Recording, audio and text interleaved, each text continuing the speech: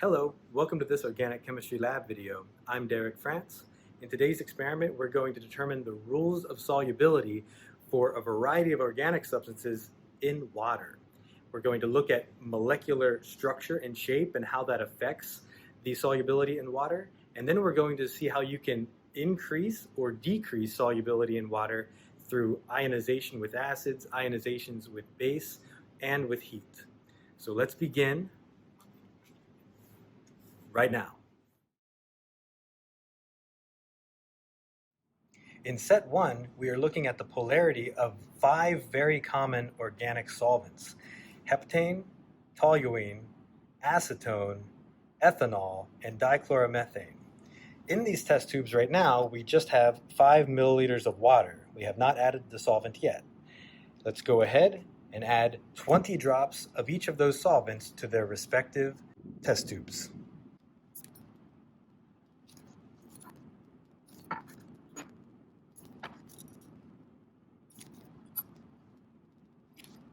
All right, each of the solvents has been added now.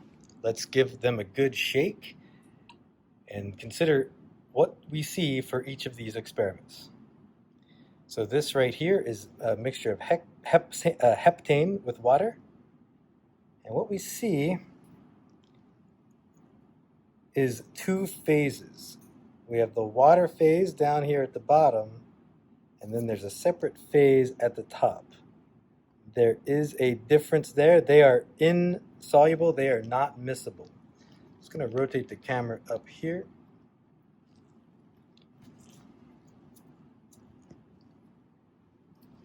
To give a better view. So heptane is insoluble in water.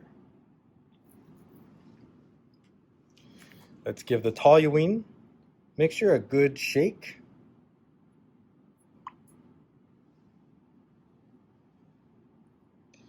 Let those bubbles sort of dissipate, although I think we see the answer here as well.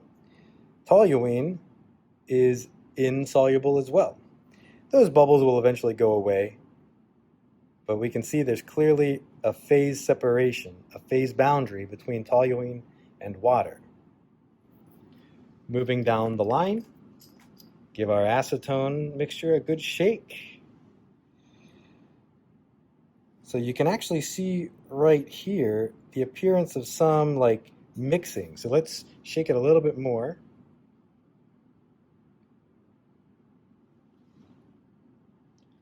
So there's some lines from the mixing, but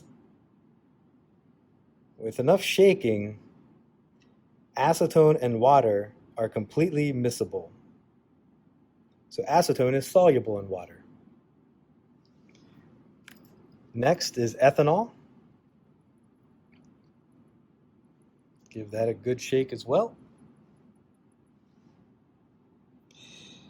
With ethanol, we also do not see any phase boundary. But you probably knew this already in case you ever saw a bottle of wine or any other alcoholic beverage. We know that ethanol is soluble in water. A bottle of wine does not have a phase boundary between the ethanol and the water. And finally, dichloromethane. Give that a good shake. Is there any dichloromethane there? Dichloromethane is a trick. It's down at the bottom. Dichloromethane is more dense than water, so it falls to the bottom. So dichloromethane is also insoluble, but we have to make sure we look at the bottom here in order to see it.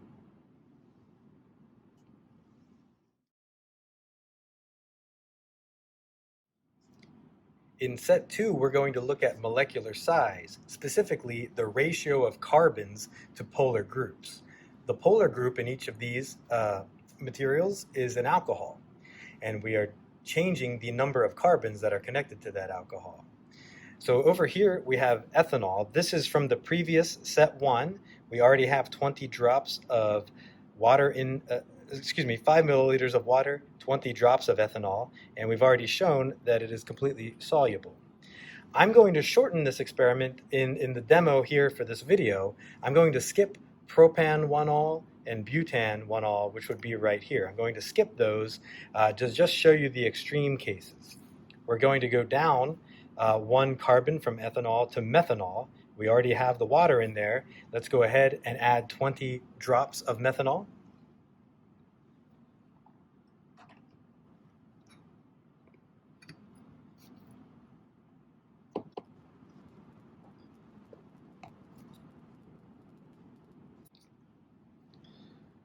All right, we'll give that a good shake. And look at what do we see here.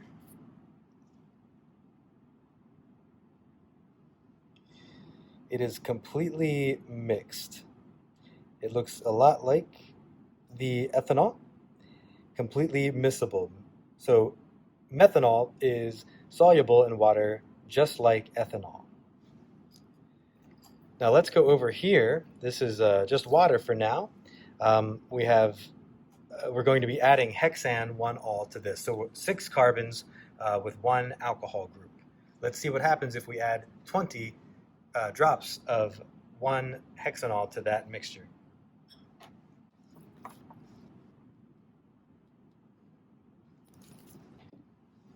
We'll give that a good shake.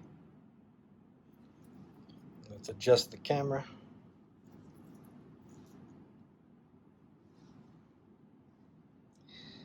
Here we can see very clear separation. So hexane 1-ol is not soluble in water. Ethanol is, and methanol is.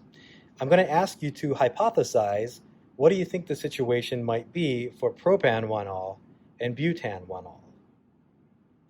And what is our rule for solubility here? How does the ratio of carbons to polar groups affect the solubility of organic substances in water?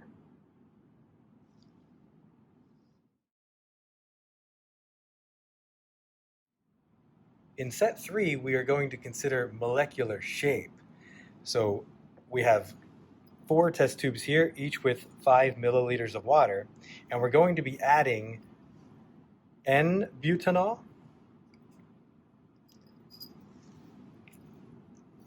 isobutanol, that should be here, sec-butanol, and T-butanol. All of the butanol compounds that we're adding are isomers of one another. They just have different molecular shapes. Let's begin by adding 20 drops of each of these butanol derivatives, not derivatives, of these butanol isomers to our 5 milliliters of water.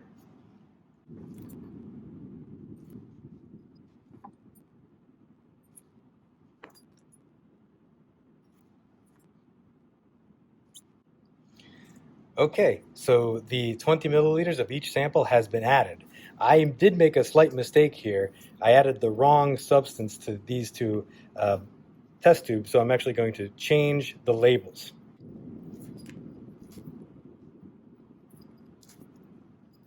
Okay, now everything should be good. So let's give them each a good, vigorous shake and look at their solubility.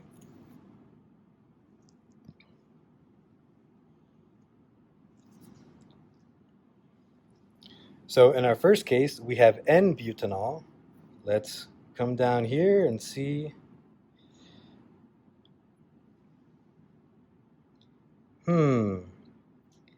Looks like phase boundary.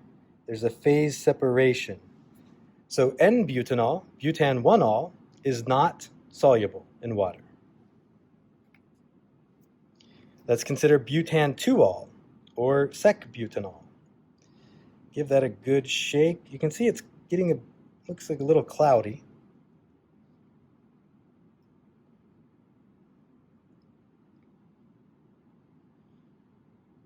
So we have some lines appearing there, but it is soluble. So butan 1-ol, soluble with 20 drops. What about isobutanol?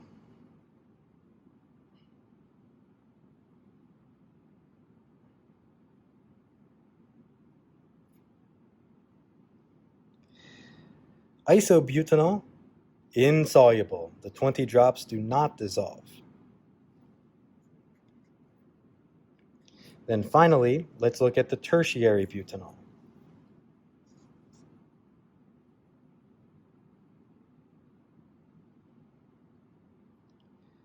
Tert butanol, tertiary butanol, T-butanol, all different names for the same thing. Soluble, at least at 20 drops. So if we look down again, here are our samples.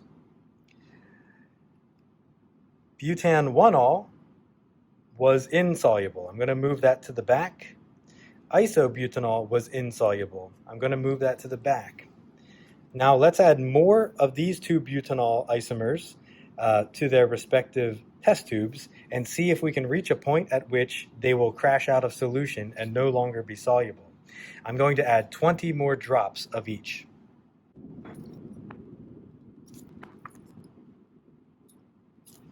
Okay, let's give them a good shake. So this is butan-2-ol right here with 40 drops added to water. As we shake, we get some cloudiness. So we just want to see if that cloudiness turns into a separate layer or turns into a fully dissolved mixture.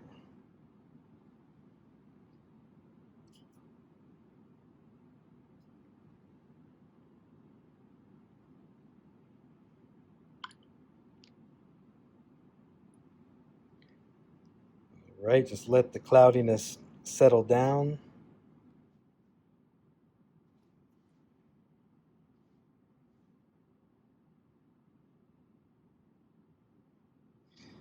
Okay, so if we focus on the top, it's a little bit unclear. It looks like there might be a second phase forming there at the top, but it's a little difficult to see with this amount. So we're going to add 20 more drops after we look at the tert butanol. So here we have our tert butanol. Give it a good shake. So 40 drops of tert butanol. We see some of the lines in there, but it is fully soluble. So it looks like tert butanol is more soluble in water than butan-2-ol. But let's just go a little farther and see if we can get a good, clear phase separation here with the butan-2-ol. Let's add 20 more milliliters of each of these butanol isomers.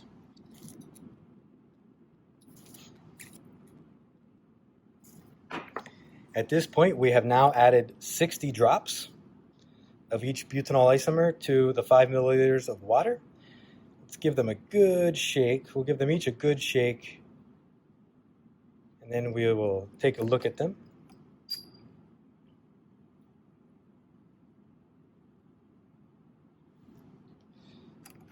Okay, so butan-2-ol. Like we did in the past, we see cloudiness at the top. We're going to let that cloudiness separate.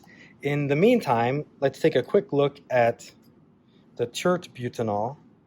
Turns out tert butanol is still soluble at 60 drops, no problem. Fully soluble still. So the butan-2-ol, it looks like we're kind of reaching the maximum amount of it that will dissolve in water. So at this point, I'm going to let this sit a bit and wait for this cloudiness to separate. And let's come back to tert butanol. We have 60 drops in there. Let's just make it an even 100. I'm going to add 40 more drops.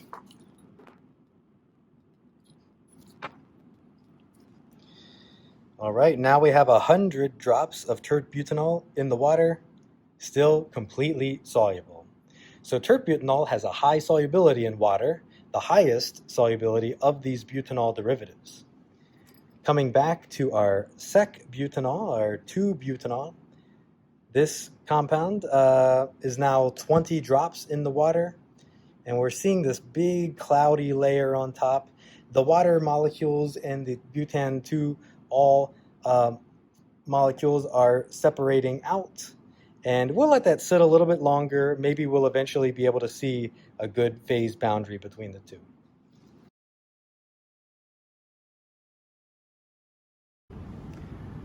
So after sitting for about an hour, it didn't need all that time, but after about an hour, that butane 2-all, that was quite a bit of a cloudy mix, has now completely separated into a phase separate from the water. So after the addition of 60 drops, it is now completely separate.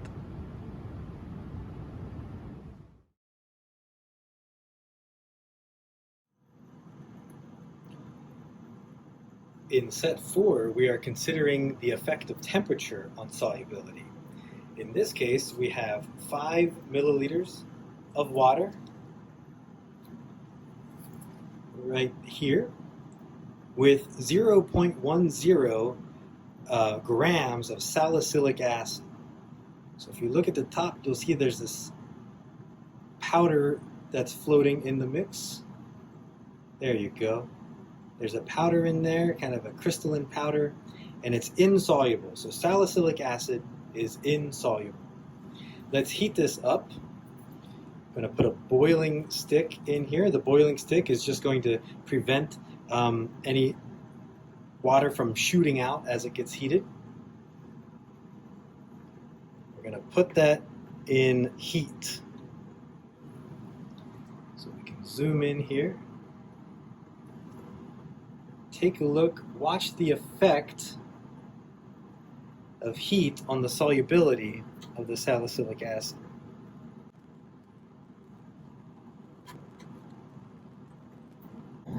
As this heats up, we want to be really careful to point the test tube away from the front of the fume hood.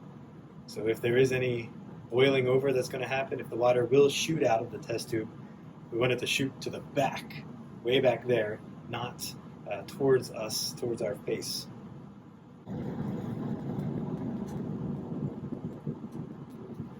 So we're starting to see some change, I believe.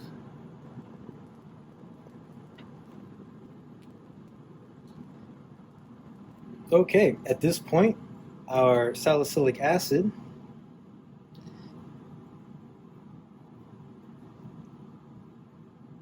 has completely dissolved in the mix. And we can see as we pull it out, we're already seeing a bit of powder form, a bit of crystallization form. I'm going to set our salicylic acid water mixture right here, and we're going to let that cool down and see what the effect of cooling is on its solubility.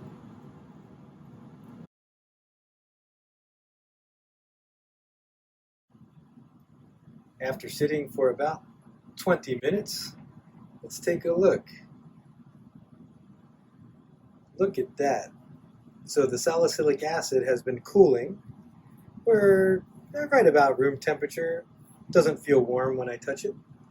So that insoluble salicylic acid that we began with became soluble after heating, and then upon recooling, there we go. I'm having trouble focusing. Let me move.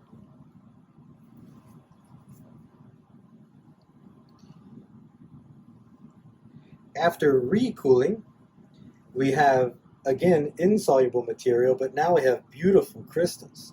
So these are nice needle-shaped crystals everywhere. That's going to be really important in a couple of weeks when we do recrystallization. Now we just learned the principle behind recrystallization.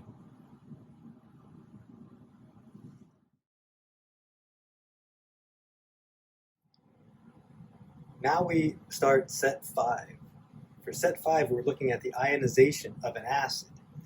Each of these tubes right here, labeled 1, 2, 3, and 4, have 5 milliliters of water and 0.20 grams of salicylic acid. So consider the structure of salicylic acid. It is a carboxylic acid, and as we saw before, it is insoluble in water. In test tube 1, we are going to add 20 drops of 6 molar sodium hydroxide. Now, this is a quite strong solution of sodium hydroxide. We want to be very careful. You can even see at the top here, there's some solid sodium hydroxide that will burn your skin. So we're wearing our appropriate PPE. So we're going to add 20 drops.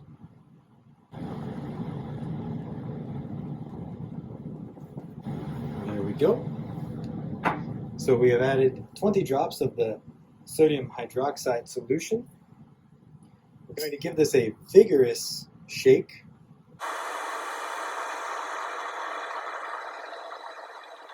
The salicylic acid particles have fallen down to the bottom, so I'm going to give it a stir with a boiling stick here.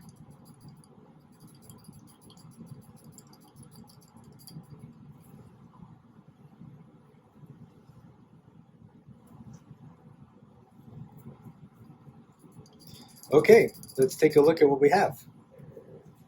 The salicylic acid has become completely soluble after the addition of sodium hydroxide. What has happened here? I want you to draw out an equilibrium diagram, an equilibrium reaction. Explain through the use of pKa's and acid-base concepts what is going on here from an acid-base standpoint, and why is it now soluble?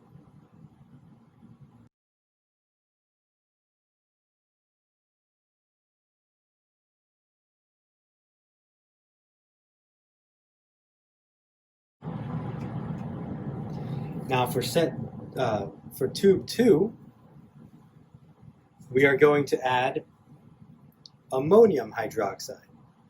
So sodium hydroxide the first time, now we're using ammonium hydroxide, and we're going to add 40 drops.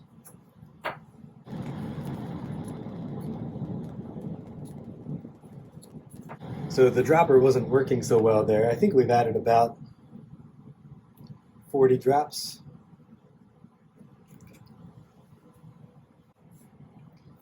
Again, I'm going to have to resort to stirring the sample because the salicylic acid all settled on the bottom. I'm not exactly sure how much ammonium hydroxide I added because the dropper has a hole in it, but let's add a little bit more.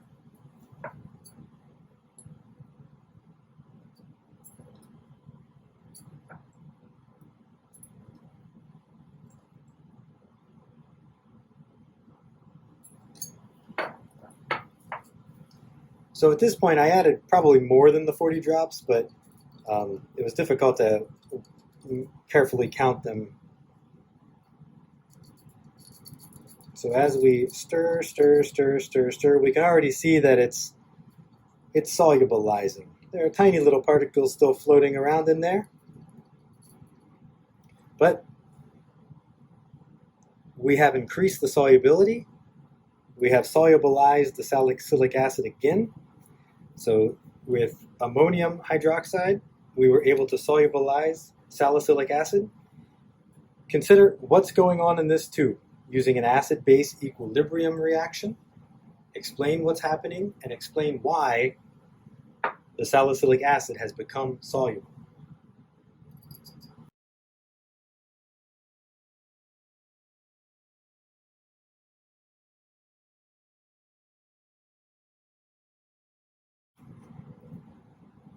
Moving on, in test tube 3, we're going to add 5% sodium bicarbonate. Sodium bicarbonate.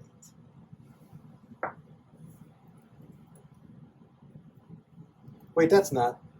Yes, that's right. And we're going to add 50 drops. So a big amount here, 50 drops.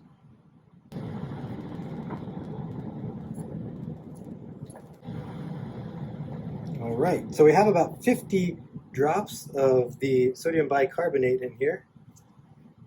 Let's make sure we can zoom in on our sample.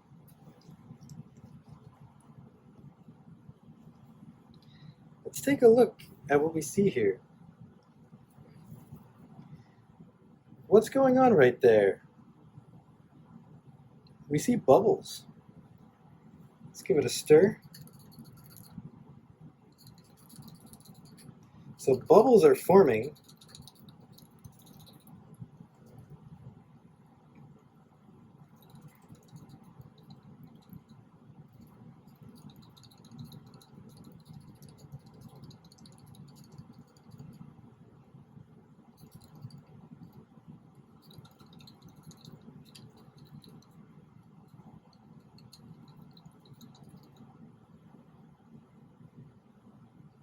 I'm going to add a little bit more of the sodium bicarbonate.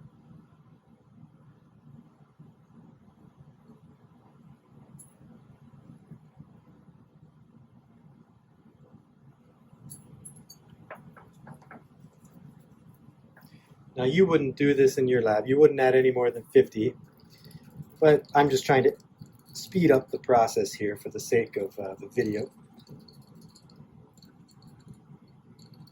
So we have some floaties in there. We're not fully dissolved,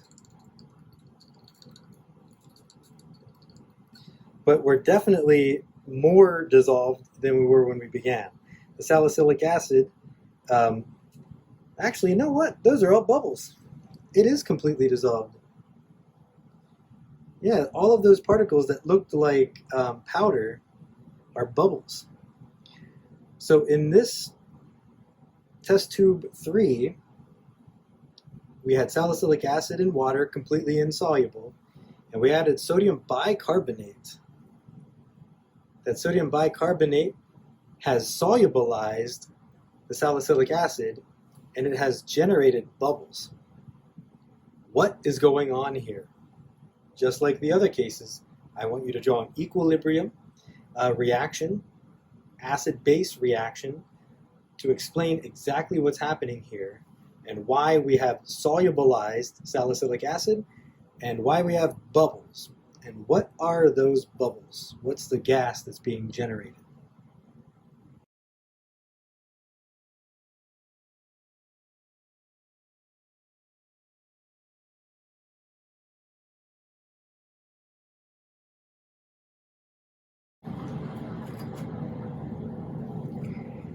Finally, in our last test tube 4, we are going to add 30 drops,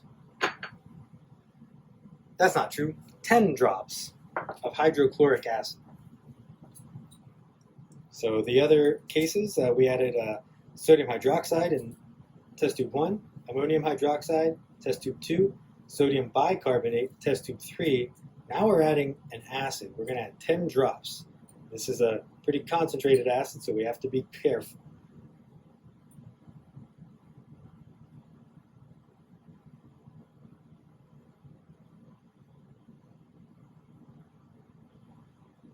All right. 10 drops have been added. We give that a good shake. And I'm not even going to bring out the stirring stick because that's never going to go in solution. So here, the hydrochloric acid does not change the insolubility of the salicylic acid. So it is insoluble, and it remains insoluble in the presence of hydrochloric acid. Now, for our final experiment of set 5, we're going to revisit this test tube 1. If you recall, that's the test tube in which we had our salicylic acid completely insoluble in water. Then we added sodium hydroxide, completely soluble. And to this mix, we're going to add 30 drops, carefully, of hydrochloric acid. So we have to be careful here because we are adding adding a strong acid to a strong base. So let's watch what happens. Did you see what already happened?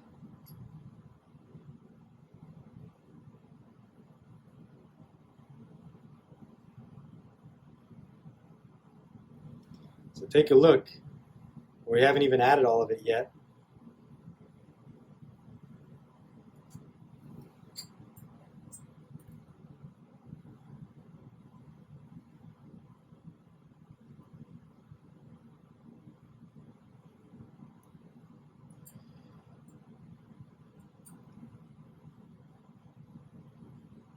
All right. There we have added 30 drops. Give that a good shake. What has happened here?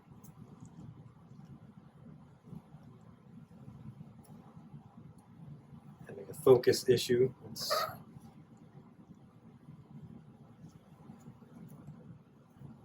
Wants to focus on the bottles.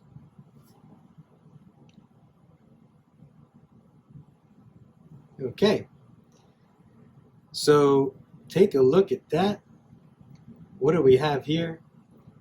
That salicylic acid that originally was insoluble, after we added sodium hydroxide, became soluble, has now crashed out of the solution as a white precipitate, insoluble yet again after the addition of hydrochloric acid.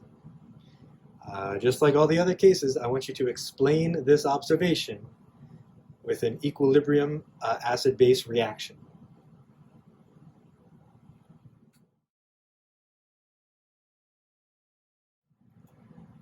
All right, we have reached the final set 6, ionization of a base. So the base that we're using is diisobutylamine. You can see that as a liquid, and it's pretty foul smelling, so we're careful to make sure we do that in the fume hood. And we have already added the diisobutylamine to water. So we have 10 drops of diisobutylamine. You can see that there's a clear phase boundary at the top. It is not soluble. So in both of these test tubes, we have the same thing. Just move it up here so it's more clear. There you can see the phase boundary a little bit better. In test tube 1, to this mixture of amine and water, we're going to add 10 drops of sodium hydroxide, this concentrated 6 molar sodium hydroxide solution.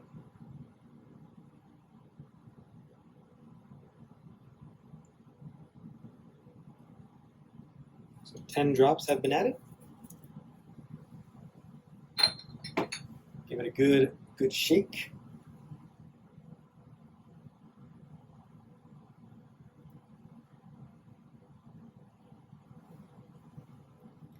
So even after shaking,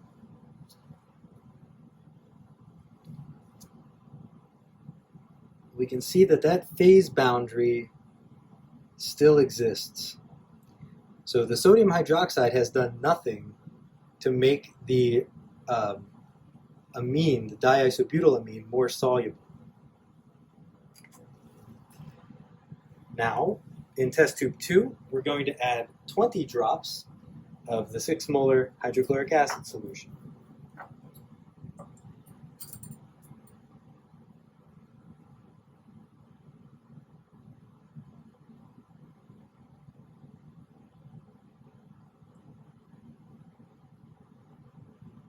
What are you observing as we do this?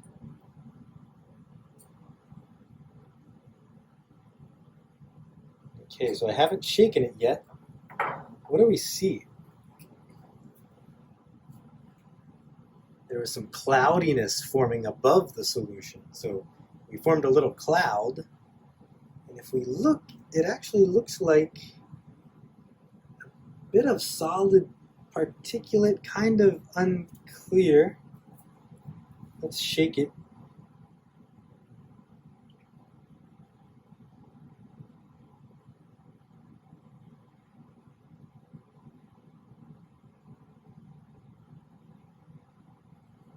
Well, after giving it a good shake, there is no longer any phase boundary. That amine has been completely solubilized. Tilting the camera just so you don't think I'm doing any dirty camera tricks. There is no longer any phase boundary between the water and the amine. Fully solubilized.